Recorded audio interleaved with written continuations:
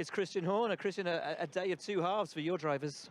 Yeah, super frustrating for Checo, not even to really take part in quali, because we'd expect him to be right there as well. But so we need to get to the bottom of, what was the exact cause. I think there might be something that has contributed, but obviously frustrating on a sort of effectively a first build-up lap. But nonetheless, a phenomenal job by Max, and that last lap in particular was pretty mighty. Once he got that clean lap, I mean, he took 5 tenths out of the rest of the field at that point. Mercedes then jumped up a little bit, but it was some lap, wasn't it? Well, we took a bit of a different strategy to the others. They were doing a build lap, bringing in the tyre, then push. And Max felt that if he had a good out lap, he could get the grip in the tyre in preparation for that one time. So that's what he did, and he obviously got the temperature he wanted, because that lap was phenomenal. Christian, after such a perfect start to the season in Bahrain, we moved to Saudi Arabia. One driver on pole, one quite far down the grid. Today, the same thing. One driver on pole, one now actually bookending right down in P20. Is there a frustration within the team that you have this phenomenal, seemingly paddock-beating car, and yet things aren't perfectly aligning in the way that I'm sure you're all hoping it will? Well, we're 1 point off a maximum score in 2 races. Well, yeah, that's fair. So, that's fair. I don't think we're that depressed about it.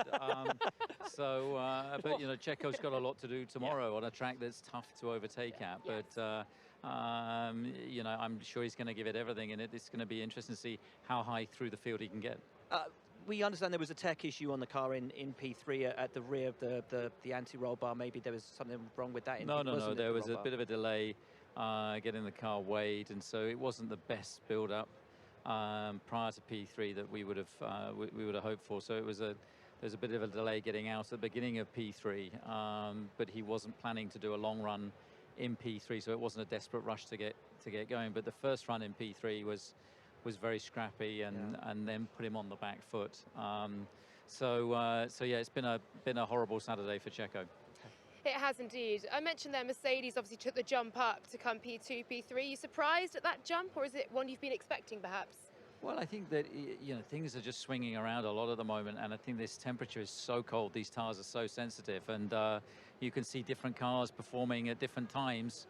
Jumping up there. At one point, we had Alex Albon doing an incredible job and setting purple sectors in the middle sector, and I think that it's all down to getting the most out of these tires, and obviously the Mercedes has worked well on that tire today.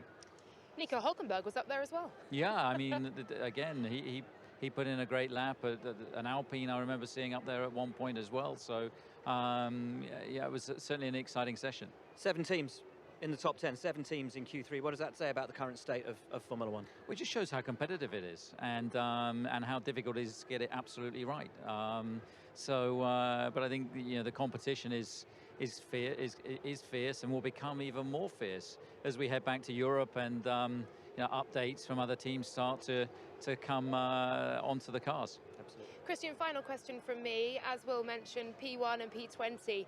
I'm sure you're going to look at all the data, look at exactly what strategy is possible. But how do you expect tomorrow to go? What's going to be the approach? Well, it's kind of a Red Bull sandwich. We've got one at the front, one at the back, and we'll run all the numbers tonight. The strategy team will do their analysis and work, and look at first of all, what's the best tire to start on? What's the weather going to do?